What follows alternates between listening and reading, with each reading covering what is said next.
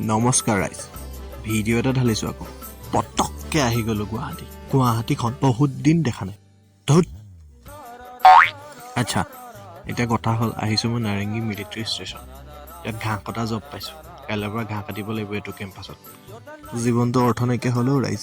সেইটো কাৰণে ঘাঁহ কাটিবলৈ আহিছো ঘাঁহটো কাইলৈ ৰাতিপুৱা কাটিম এতিয়া অকণ ওলাই যাওঁ মানে অলপ